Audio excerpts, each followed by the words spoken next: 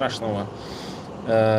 Продолжаем. Ну, в общем, ситуация, конечно, печальная, потому что, ну, как бы я Семена Скрипецкого, Роберта Бурдая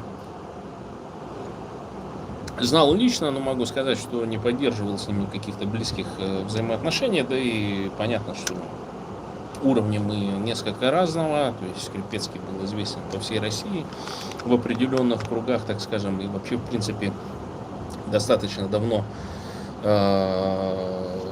являлся художником-акционистом и, в общем,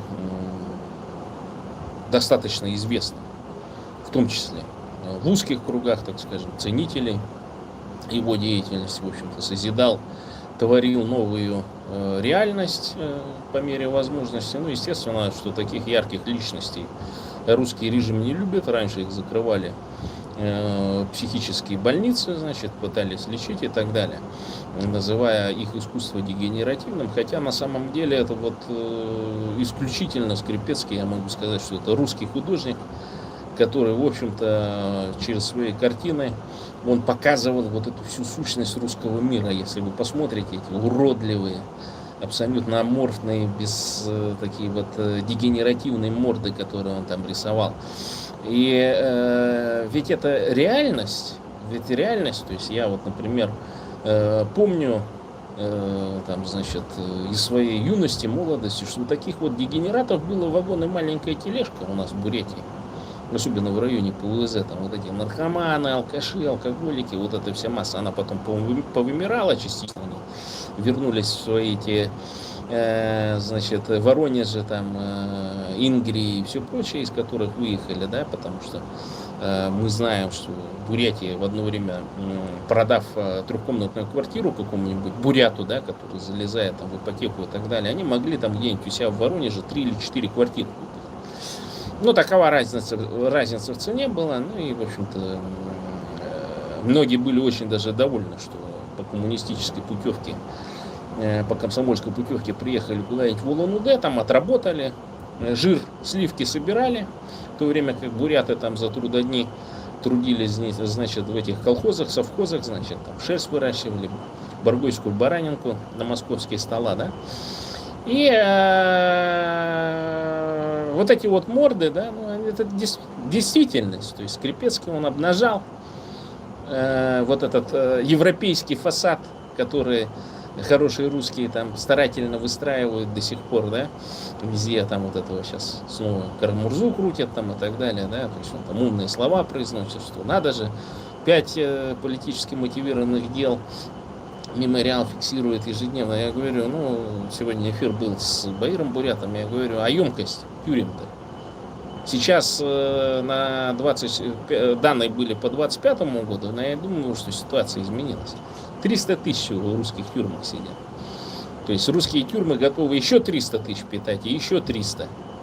То есть это минимум нужно по 200, по 300 русских политических заключенных ежедневно. Конечно, такого не будет. И естественно, что путинский режим, он же ведь все прекрасно статистически понимает о том, что никакой революции не будет, никакой там, значит, русской оппозиции нет, потому что иначе бы, если бы русский народ в массе своей чувствовал бы несправедливость и все прочее, он бы протестовал, как это было вот в 1905 году, как в 1917 году случилось и так далее.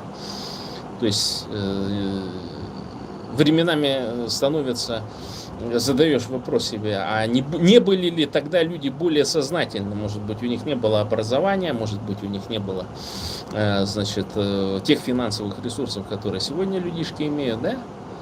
То есть, ну, тогда они более сознательны были, тогда братство, плечо друг друга было, то есть они понимали, что это сообщество, комьюнити какое-то существует и так далее, как вот здесь, в европейских странах. Даже вот в Америке, например, это видно, да, то есть болеет там сборная Норвегии за себя, фанаты приезжают, и вот африканцы там с Нигерией, по-моему, Норвегия играла. И нигерийцев, может быть, там даже больше было, чем норвежцев, но я видел вот эту запись нигерийского болельщика, он говорит, что нам вот до вот этого коллективизма, так скажем, да, то есть, хотя казалось бы, Нигерия огромная страна, богатая страна, огромное количество племен, да, трайбализм там некоторые говорят, а тем не менее единства нет. И вот это то же самое иллюстрация по бурятам, да, то есть мы видим, что буряты есть, там нам накидывают, что бурят там кланы, трайбализм, дядя Баир там пресловутый и все прочее. Это что, фейк. Нету его на самом деле. И никогда не было, и не будет в ближайшее время, когда мы будем под русской оккупацией, потому что всем известно, что есть только дядя Ваня, который все распределяет, тайно или явно. Что там тот же, например, Цыденов, кто он такой вообще? Он, будучи в Москве, когда он работал там, в Министерстве путей сообщения, еще там где-то, он себя русским называл. И это стандартная практика для вот этих всех обуряченного элемента, которые там сейчас тоже в чиновники там лезет. Я встречал таких, я удивлялся.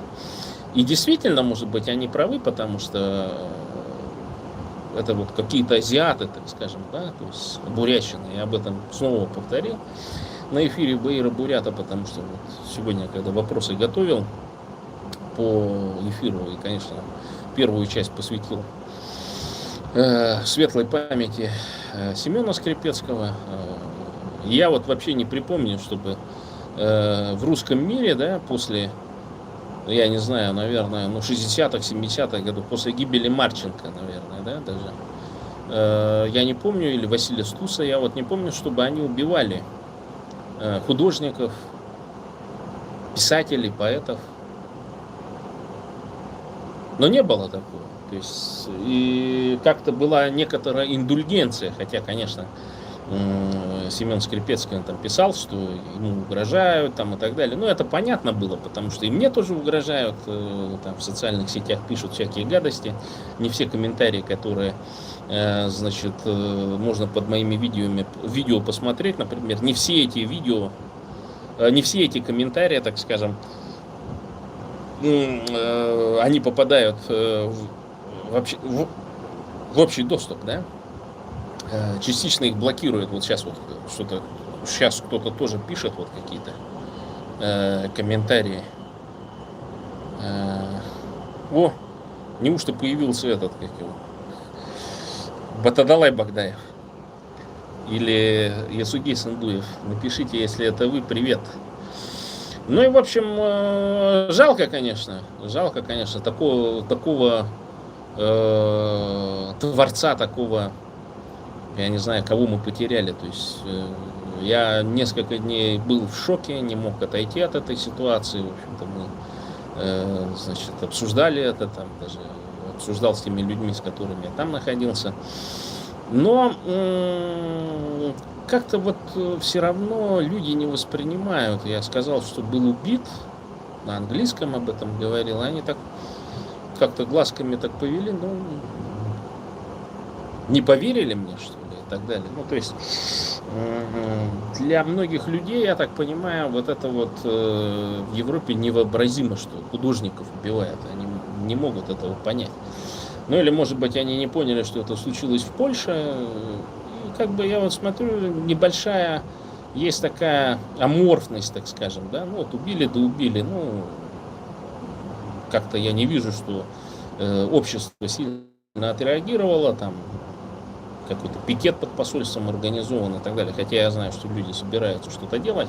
Но пока вот видно, что, конечно, есть такая атмосфера, такая вот взаимного недоверия. Как-то вот все вдруг атомизировались, вдруг внезапно, да, то есть как-то не ощущает, да, ну, что это совершенно какая-то будто другая реальность, или как-то пытаются себе объяснить, что ну вот не понимаю я искусство Семена Скрипецкого, например, да, ну вот я представляю в шкуру вот этого оппозиционерочки какой-нибудь и так далее, залезаю, да, ну не понимаю, ну вот, наверное, было за что, да, то есть он пытается объяснить вот эту ситуацию. Но он будет жив, Семен Скрипецкий, в своем наследии, безусловно, он оставил детей, у него 5 детей, и жена беременна 6-м, если я не ошибаюсь. Но, в общем, и наша задача, конечно, сейчас поддержать всех, кто любил и ценил творчество Семена Скрипецкого. Ко мне буквально после, значит, на следующий день или через 2 дня там писали журналисты, спрашивали, видимо, наткнулись на ту фотографию, которую я выложил. Это единственная, собственно, наша встреча была, да, очная, где мы развиртуалились, в общем, друг другу руку пожали. И я помню, Роберт, он представился Робертом. Я такой говорю, какой Роберт, ты же Семен Скрипецкий. А потом вспомнил, что у него же Семен Скрипецкий, это же псевдоним. Ну вот, в общем, пожали друг другу руки. Значит, он мне передал картину, ну и, в общем, мы разъехались по своим делам. Ну и так, периодически, может быть, 1-2 сообщения там раз в полгода друг другу писали. И, ну, на этом все. То есть, как бы, я поддерживал его творчество по мере своих собственных возможностей. И, в общем-то, рад, что был этот контакт, взаимодействие такое, хотя бы в таком формате. И, конечно, печально. Я вот буквально несколько месяцев назад вспоминал о том, что надо было, как бы, ну, может быть, какую-то акцию сделать, может быть, еще что-то. Ну вот, к сожалению, получилось так, как получилось, конечно. Ну, в общем, Царствие Небесное, как говорят православные, Семену Скрипецкому, они, в общем, пусть земля будет пухом.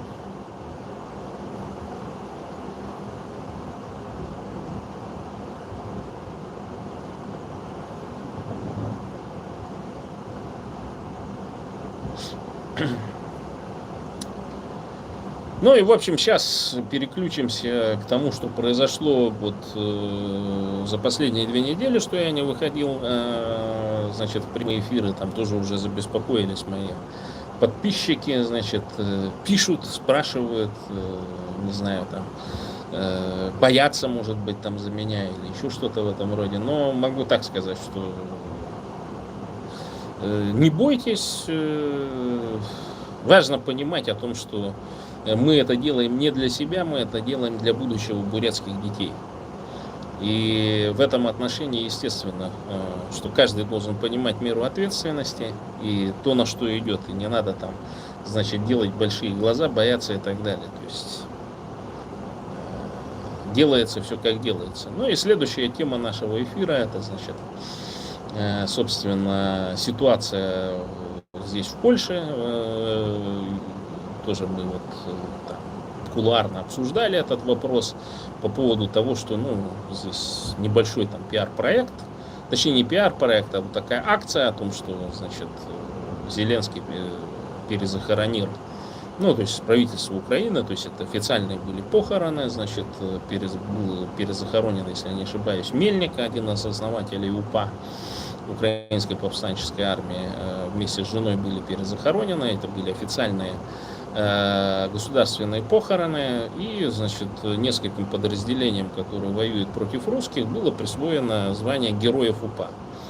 Естественно, здесь в Польше отношение к УПА неоднозначное, мягко говоря. В Польше УПА запрещены, как и бандеровцы, ну, любые другие движения украинских националистов, значит, в период, значит, Второй Речи Посполитой, так называемой, которые действовали на территории, собственно, и Речи Посполитой, и потом оккупированных через советские войска частей, да, Украины. И, в общем-то, здесь вот эти вот, собственно, движения, они запрещены в Польше. Символика запрещена наряду с нацистской и так далее. И поэтому, ну, ничего удивительного нет, что президент Навроцкий, значит, подписал через, так скажем, там есть какая-то определенная процедура, потому что у ордена есть, ну, то есть орден это вот как монашеский орден, да, получается, что есть определенные лица там, ну, согласно статуту там проверили, ну и в итоге это привело к тому, что все остальные президенты Украины, начиная с Кучмы, которые, ну, сейчас живые, они отказались от этого ордена, потом достаточно большое количество чиновников, так или иначе действующих сейчас и получивших иные польские награды, также отказались от этих наград. Ну и, в общем, я думаю, что это на самом деле не должно вводить кого-то в заблуждение, то есть это вот некоторый, я так думаю, что это предварительная работа для того, чтобы уже на другом уровне разговаривать по поводу взаимной истории, потому что в свое время в Европейском Союзе там, даже вот они были уже в едином экономическом пространстве, англичане, французы, там, немцы, и они договорились о том, что они напишут совместные учебники истории для того, чтобы это не однобоко было. Да? Вот англичане, французы бесконечно между собой воевали, и вот они выпускают как бы единый учебник. И здесь то же самое. То есть нужна трезвая оценка, безусловно, и общество, поскольку общество демократичное, оно должно идти всегда, оно всегда будет идти на диалог, в отличие от, например, от тех же, от того, что вынуждены буряты потреблять, да, через вот эти всякие русские мифы, русские легенды там и так далее, которые насаживаются в нашем бурятском сознании, да, и вот до того доходит, что буряты, не помнящие родства своего, да, уже там начинают всякие сказки вот этих, что и казачки там благодетели, и пятое, десятое, и всякую вот эту ерунду начинают говорить, хотя известно, что казаки шли грабить, убивать, насиловать, и в главной степени, ну, то есть, я помню еще так, что вот там американцы, индейцев там что-то уничтожили и так далее. Но если почитать историю, то индейцы, в общем-то, они же не сидели, они же не мирные были, они все воевали. Это, по сути дела, то же самое, вот история с индейцами, это то же самое, что с бурятами происходило. Ведь этническая Бурятия от Енисея до Амура, и даже сейчас многие бурятошки, историки, они даже не знают о том, что это наша земля от Енисея до Амура, соборная Бурятия от Енисея до Амура. Почему не знают? А потому что читают и действуют, и выучены в русских нарративах. Понимаете? Зачем? Это же каскад ГЭС, это же алюминиевые заводы, это же огромное лесохозяйство вдоль Енисея, да? То есть эти же все прекрасно понимают, и поэтому, естественно, насаживают через свою идеологию, через вот эти всякие гнилые учебники там и так далее, что вы там где-то, степь, Монголия, там, куда-то туда. Но это тогда было лет 15 тысяч, 17 тысяч тому назад, это да, может. Но мы здесь, от Енисея до Амура, коренные, автохтонные, это все наше. И вот это вот простое выражение, вот это каждый бурят, каждый подрастающий бурят, вы должны это внедрять, что все это наше. Мы так или иначе, рано или поздно это вернем. С американской помощью, с китайской помощью, с японской помощью, с европейской помощью, неважно, но это наше. Самая главная задача сейчас себя спасти, сберечь. И вот возмутительный ролик сделали там вот эти карлицы и все прочие эти, значит, псевдобурятосы, выпустили там, ну, какое-то интервью, там, женщины, как ее там, Лида зовут, или там, Наташа ли зовут, короче, ну, какая-то бурятка. И вот она, ну, куда-то переехала и говорит, что у меня рефлексии нет по поводу того, что я там с Бурятии, там, я не люблю там, значит, бузы ходить жрать, там, хушуры, там, на Сагаловку всякую собираться там и так далее. Ну, то есть она что-то такое говорит. И говорит, и детей моих зовут Ваня и Петя, короче, и муж у меня Андрюша и так далее. Ну, и, в общем, там какие-то приводят, и там вот, манкуртизация и так далее. Я говорю, так, спокойно, говорю. У этой Наташи муж Андрюша бурятос. Да, и дети тоже бурятосы. Ну да, они там будут Ванями, Петями там и так далее. Но это сегодня. Завтра мы их переучим. Завтра будет Байермо и Пунциком. Понимаете? Вот так должно быть. И это так будет. И самое главное, что они блюдут, так скажем, определенные вещи относительно вот этих проработанных, разработанных теток, которые там бурятскими националистками, они пойми на ком замужем, да?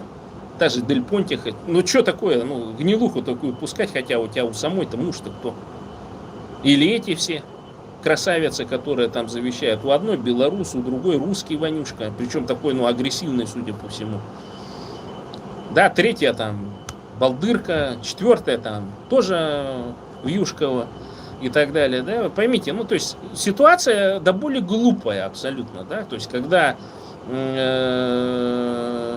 вот критикуется как раз то, что является бурятским. Он же Андрюша-то не потому, что его родители так хотели назвать, а потому, что его прадеда звали, деда так звали. У каждого бурята, которые были насильственно крещены, у них было какое-то православное имя.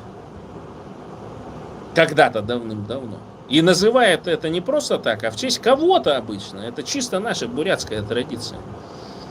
При этом все время возникало ощущение от того, что многие бурятосы даже не знают, что часть имен, которые как будто бы кажутся бурятскими, на самом деле либо китайского, либо тибетского происхождения. Тут тоже инкорпорировано, принесенное. Извне, так скажем, да? И в этом становится смешно, что когда вы тибетское, там, буддийское и так далее называете бурятским, так это не бурятское. В том-то и дело, и вот в этом, на этой ксенофобии как раз вонючки играют. То есть они хотят показать, что бурятские националисты это какие-то ксенофобы. А у нас задача абсолютно другая. У нас задача Бурятия для бурят. Бурятам бурятскую власть и Бурятия от Енисея до Амура. Чтобы все эти ресурсы работали на воспроизводство, в том числе бурят, на сохранение чистой бурятской линии. А то, что там как-то зовут, там, ну, кого-то Вася зовут, переделал себе имя. Кого-то Игорь звали, тоже имя себе переделал. А что толку-то? Душок-то воняет. Пахнет же от тебя русскими нарративами. Что толку-то, что имя поменял? И вот в этом-то как раз и сущность вот этих всех псевдо-бурятских национальных движений, которые вроде бы как будто бы декларируют какие-то там бурятские принципы, еще что-то, но подмена понятий происходит. Начинают подменять понятия. То есть хотят нас сдвинуть, отвлечь от бурятского национализма. И я более чем уверен, что это Алина, или как ее там зовут, эту женщину, которая в ролике у этих эрхетенцев там, значит, была заклеймена как манкуртка там или еще что-то. Она вполне может пополнить ряды бурятских националистов. И за свои права, в отличие от вот этих всех молчаливых буддийцев, да, будет стоять гораздо жестче, нежели чем вот эти все, короче, обтекантки, которые там в Петербурге обтекли, не могли ничего сказать этим мразям, которые обтекли там в Москве, да, вот эту девочку избили там две какие-то ненормальные. А почему девочка дала себе бить-то? Надо с детства учить, чтобы таскала нож маленький, там, значит, перец какой-нибудь и так далее, на такие случаи. Чтобы могла дать сдачу. Понятно, там две тетки огромные напали. Но главное воспитание, чтобы душок был, душок боевой был. Пилку для ногтей можно использовать, да? 14 лет сколько там? Не дадут 111-ю статью, а поцарапать может теток. В принципе. Ну а потом догнать, почему не догнали? Сейчас там уголовное дело, что-то Бастрыкин, что-то Меме-Бебе там и так далее. Да легким испугом это вся мразь от этого. То есть где Борчуки, где это Дамдинцурунов, короче. Могли бы приехать, дверь там выломать этим мразям, короче. Ну, чтобы им действительно страшно стало. На будущее, чтобы там руки не поднимали на детей, короче. А они же видят, они сразу, вот эти хищные русские бабы, они сразу вычислили, что она жертва. И вот в этом вся проблема. Что вот эти вот все вот псевдодвижения, они создают, созидают только жертв. Понимаете? То есть вот, а хищник, он сразу чует.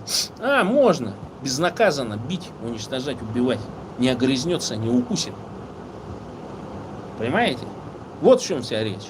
И вот это, конечно, абсолютно позорная ситуация, когда взяли бурятку, чистокровную, может быть, а может быть и нет, у которой муж бурят, которые плодят таких же бурятов, только Вась петь, да, и начинают там, значит, безосновательно абсолютно какие-то, значит, там свои придумки, короче, эти, форумные, с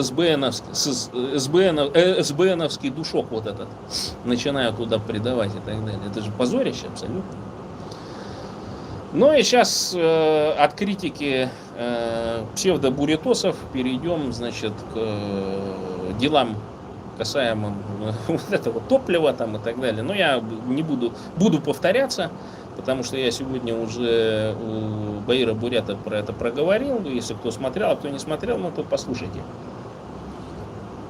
Ну что там вот задал вопрос, проснутся ли буряты там и так далее. Я говорю, нет, конечно, потому что для того, чтобы проснулись, нужно с детства было воспитывать в определенном ключе, в определенном роде. Да, определенные нарративы внедрять. А тут простая ситуация, это дополнительный налог. Вы сравните, просто в Монголии же 55 осталось топлива, которое в основном из России поступает, да, учитывая то, где производятся, я помню, что есть две компании крупных, которые продают топливо в Бурятии, да, там, ну, вот Роснефть, она в основном получает, я так понимаю, продукты из Ангарска, и другая сеть, она получает нефтепродукты из Хабаровска. И вот в Хабаровске там какой-то современный достаточно завод, и вот они там что-то типа рекламируют о том, что у них и топливо чище, типа и ездить будете получше там и так далее. Хотя, значит, кулуарно разговаривая, на самом деле привозят только АИ-92, и дай бог, чтобы это АИ-92 было, а потом, значит, присадочки кидают, чтобы 95-й там получить, 98-й бензин и так далее. То есть это все на присадках. Есть карбонилы железа, так называемые, там разные, там феррум ЦО5, феррум ЦО4, феррум ЦО6, по-моему, комплексные соединения, значит, все это туда добавляется и в итоге приводит к тому, что там, значит, октановое число повышается там, до 95 или до 98, например. И понятно, что если у тебя есть автомобиль, логика, да, такая, это то же самое, как с водкой, государственная монополия на водку. Вот хочешь пить, короче, плати акциз. И тут такая же схема. То есть не может быть так, что в Монголии она 55 стоит, да, то же самое, а в Рашке там за сотку уже залетел. Нет, это вот раз машина есть, значит есть денежки кататься. Если зарабатываешь там на машине, значит есть деньги, значит есть оборот у тебя. Да, значит какая-то у тебя либо фирма там, либо ООО, либо ИП там и так далее. И ты вот как дополнительный такой налог. И естественно, что желание залезть, ну то есть другой вариант у Путина это, в общем-то, взять и арестовать, значит, все сберегательные, все накопительные, все там, значит, текущие счета у людей, да, то есть выдать им фантики, перевести их там в размер, там, значит, этих, значит, счетов, которые там 3 или 5 лет, да, значит, залезть вот в карман тех, кто, ну, официально денежки заработал там и так далее. Да, вот что вы выберете? Вы будете платить, лучше те, кто будет гонять на машинах там и так далее, будут платить экстра налог в виде вот этих из повышенных, так скажем, тарифов на топливо. А? Или что у всех вообще в Рашке арестуют счета там и так далее. То же самое, как вот эта Павловская реформа, там фантики какие-нибудь придумывают там. Или обмен вот этих 50-100 рублей, да? Но сами решайте. То есть тут уже, в общем-то, близко та ситуация, когда холодильник начнет перевешивать телевизор. И я говорю, что к этому моменту бурятам надо готовиться. Уже внутри семей своих возобновлять родственные связи. Уже выстраивать там, прорабатывать тактические отходы. Кто будет там, значит, какие-то припасы накапливать, кто будет накапливать таблетки различного рода, там антибиотики и все прочее. Потому что все, скоро грядет ситуация, когда нам придется обращаться к товарищу Си Цзиньпиню, писать соответствующее письмо в Пекин с просьбой, значит, ввести войска, защитить бурятский народ от русского геноцида, который русские нацики все ждут и не дождутся устроить над бурятами для того, чтобы лишний раз пограбить бурятский народ, да? И в этом отношении уже надо готовиться, уже нужно, как говорится, бурятских детей, студентов и так далее ни в какие российские вузы, кроме там, значит, тех, которые преподают китайские, японские и все прочие языки азиатские, да, вообще не надо отдавать. Программирование там и так далее отдавайте на китайский язык, отправляйте в Китай учиться. Потому что нам нужны эти контакты. И, как я говорил, нам не важно, какая кошка американская или китайская гарантирует нам независимость бурятскому народу. И вот вытравливать нужно ксенофобию. Я к этому относительно поздно пришел.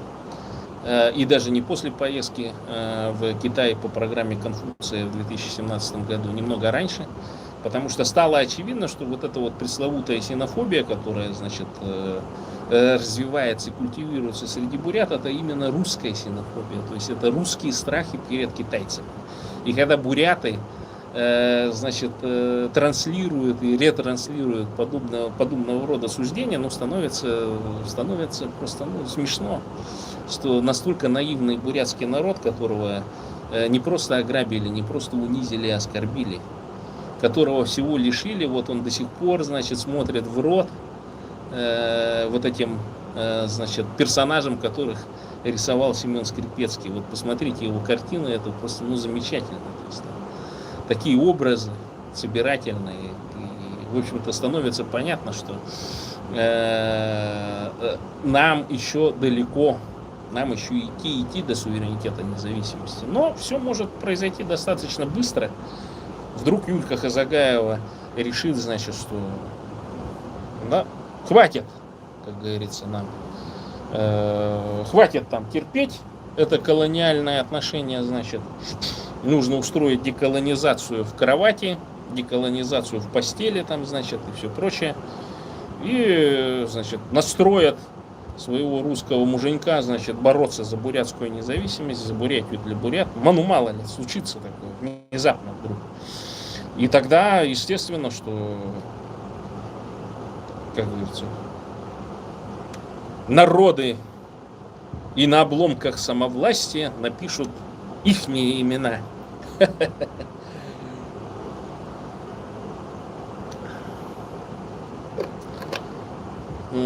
Так, следующий вопрос, который мы недообсудили, сейчас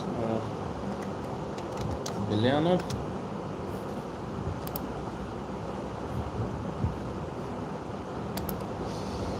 Заметил, что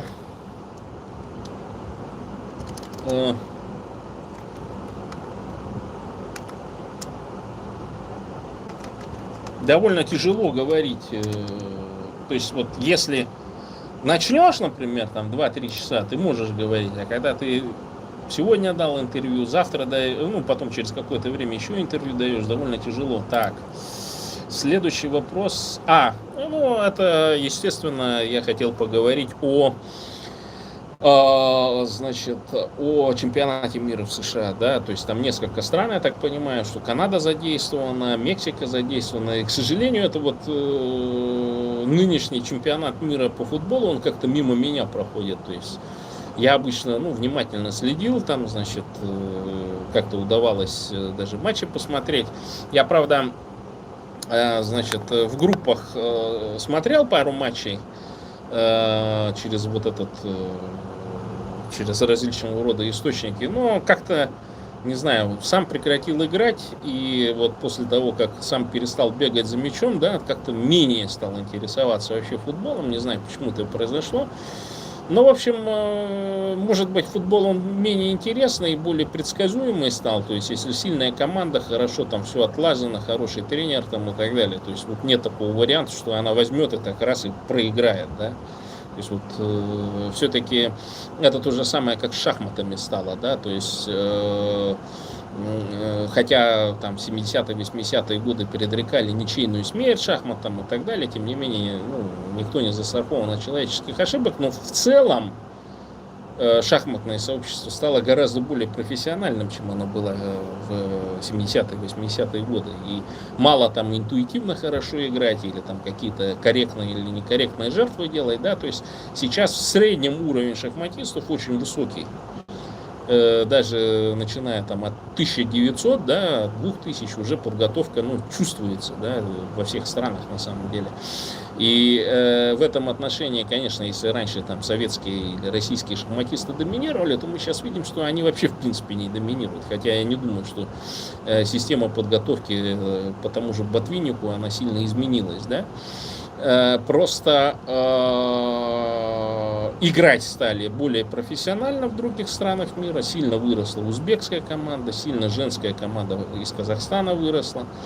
Серьезной подготовки, я бы не сказал, что при серьезных денежных вложениях. И вот в этом интересно случае, что где же наши буряты? Потому что один из способов иммиграции, так скажем, да, получения визы талантов, например, в те же США, да, это вот участие в каких-нибудь международных соревнованиях. Да, это, допустим, я думаю, что международный мастер это уже дает право тебе получить, так скажем, визу талантов в Соединенные Штаты Америки. И ты молодой бурят или молодая бурятка, слушая вот меня, вы должны понимать, что если вы хорошо будете играть на различных турнирах,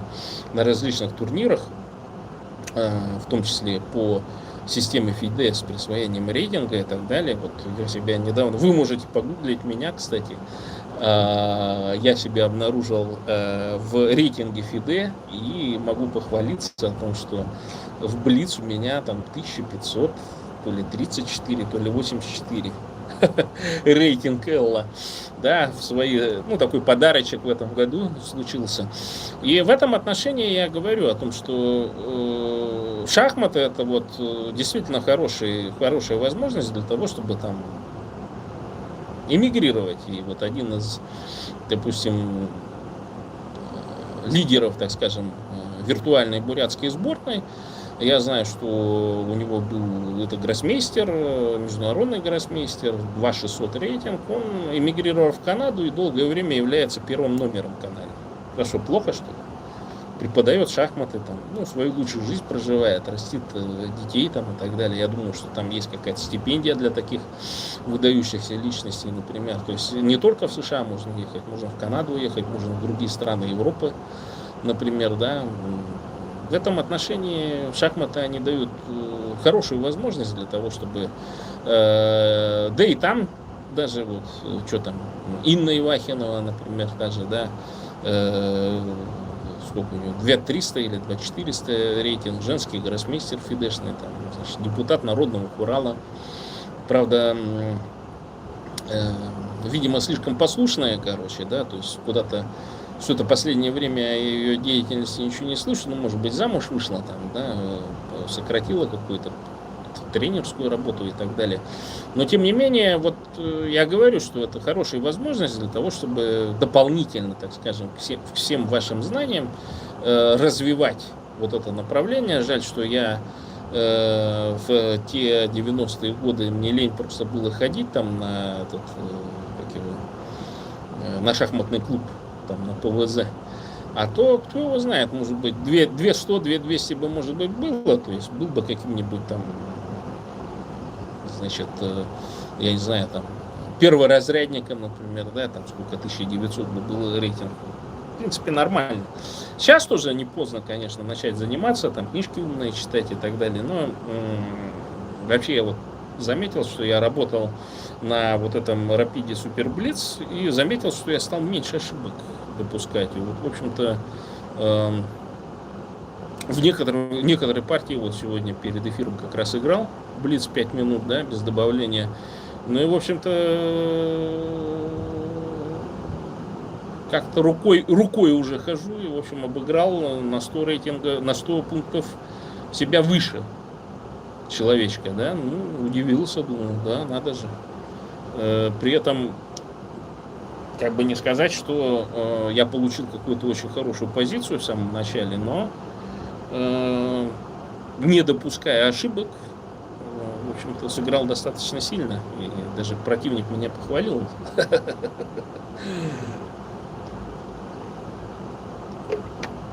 Так.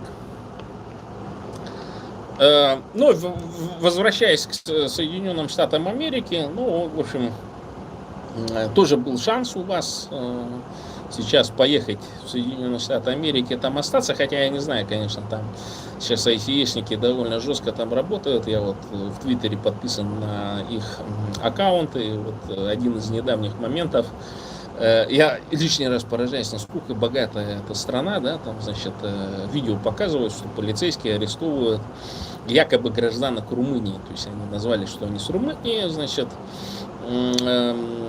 воруют в крупная торговая сеть в Walmart своровали, ну, то есть какое-то большое количество солнцезащитных очков. Я не знаю, там дорогое, оно недорогое, или там по 5, по $10, не знаю уж ценник в Walmart.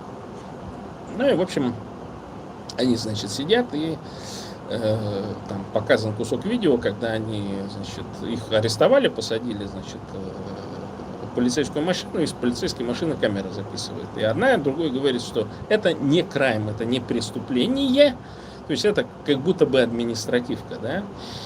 Но внезапно там, значит, вот они такие, ну, тут же язык забыли, тут же там ID где-то потеряли, там и все прочее. Ну, то есть они на дело вышли явно без ID. Но полицейским говорят, мы вызываем ICE, потому что вы здесь находитесь незаконно. Мы не знаем, как вы точнее находитесь здесь, на каком основании в Соединенных Штатах, но вот то, что вы сейчас сделали, это не крайм, естественно, но это подпадает под депортацию.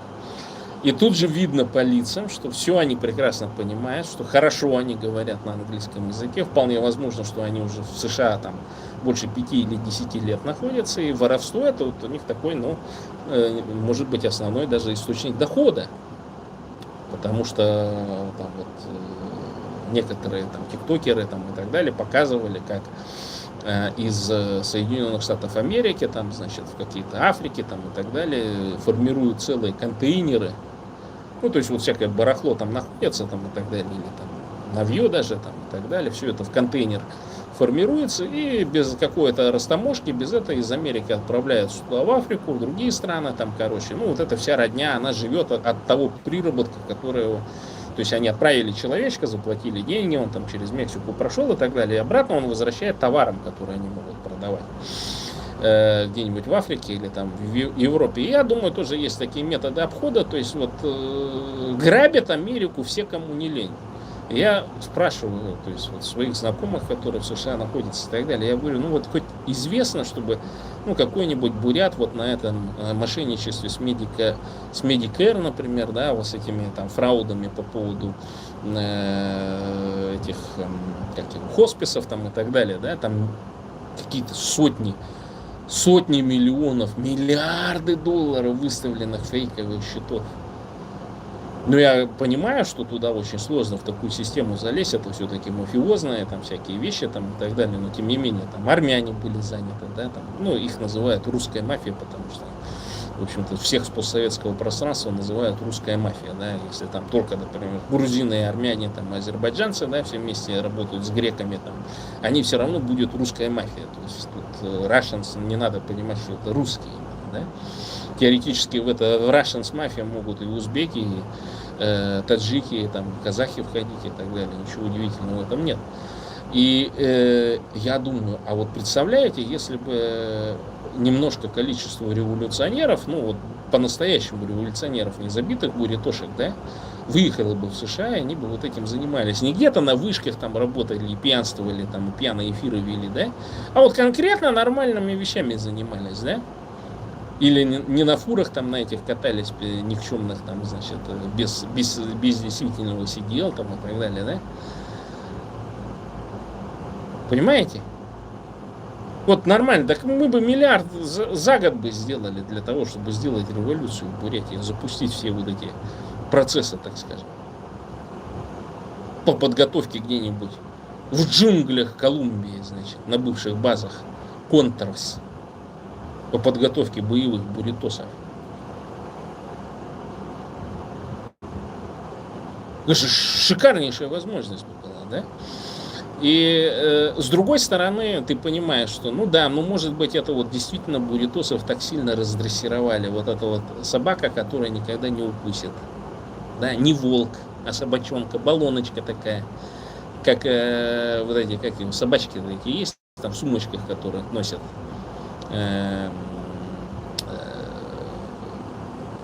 как это, собака-спутник или как она, ну такая вся деграданская, у которых там челюсти отваливаются там, и так далее, кости слабые, ну, которые тявкают громко, да, в общем-то, защитить хозяина не могут, например, да. Может быть, действительно, вот бурятская нация, она в какой-то момент из волков, из шано, сдеградировала вот до этих нохой непонятных.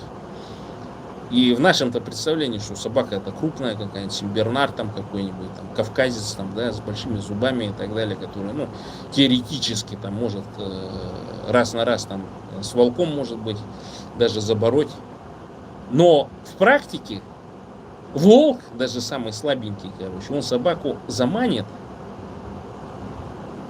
потом разорвет, а потом ее съест.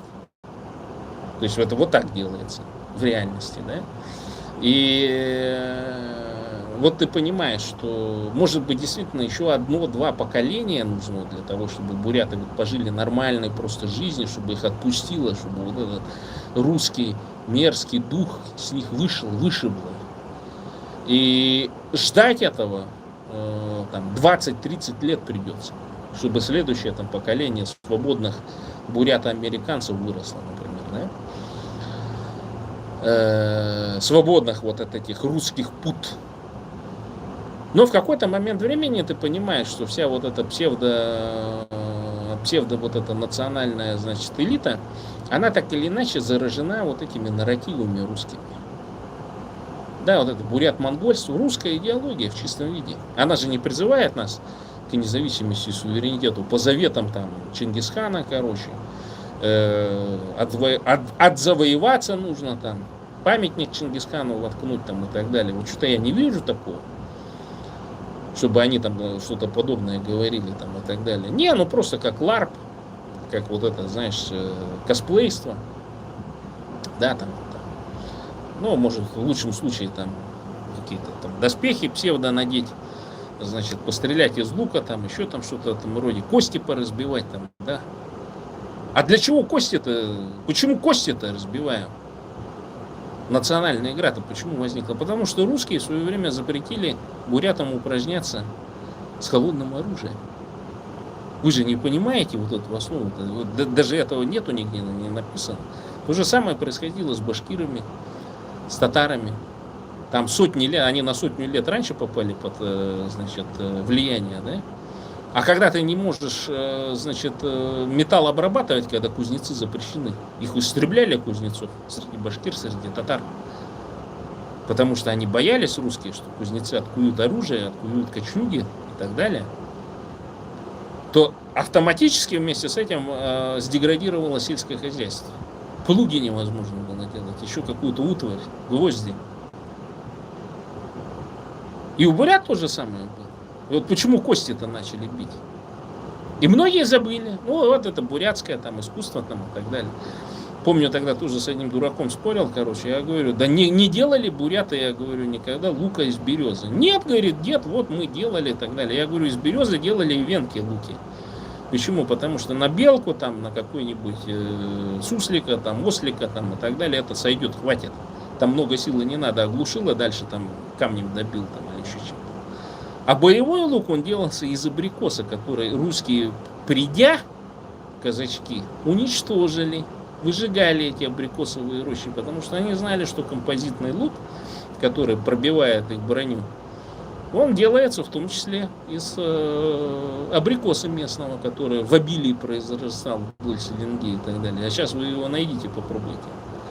Наш местный абрикос, бурятский. Вот так вот видоизменяется вот это вот все. И многие бурятосы, они ничего не понимают. Жертвы русской пропаганды, жертвы русской школы.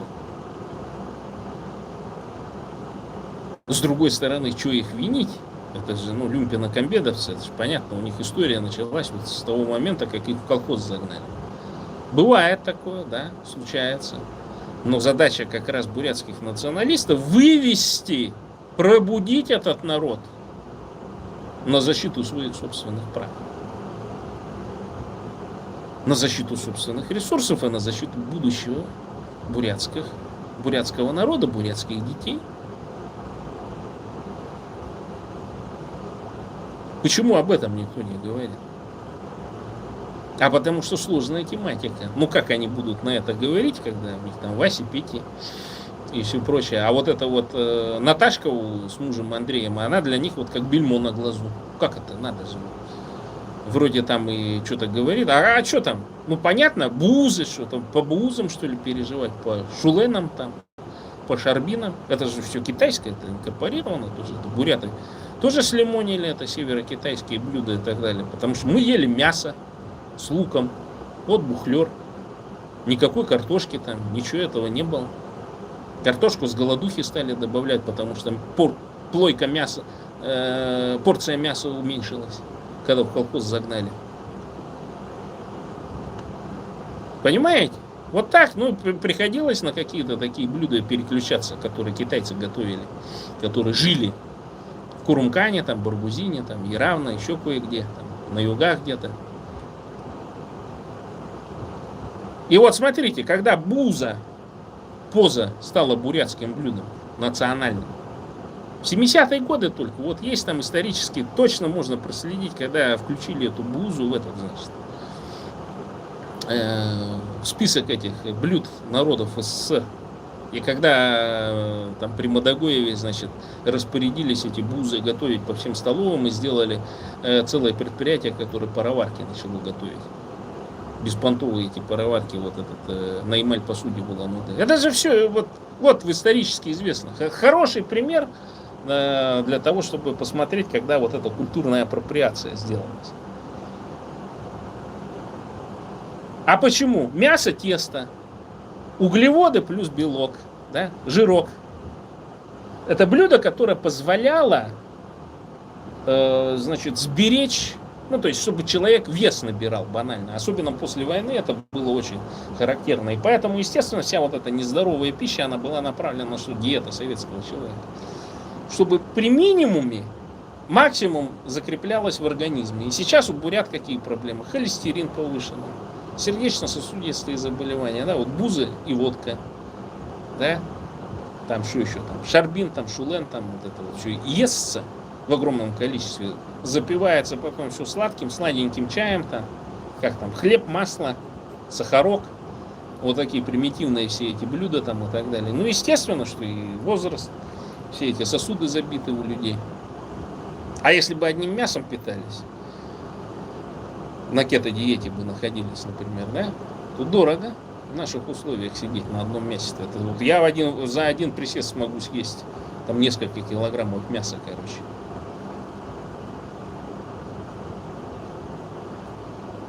Понимаете? Вот до чего нас довели, до чего нас, нашу нацию довели, до того, что и не своей пищей исторически питаемся.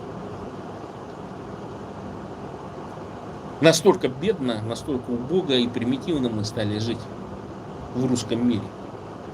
При этом понятно, что я вот у Баира, режиссера, так скажем, на эфире сказал о том, что ты посмотри, ну за 150 лет последних, за 200 лет, это же русские свои лучшие годка проживают сейчас за этот период времени.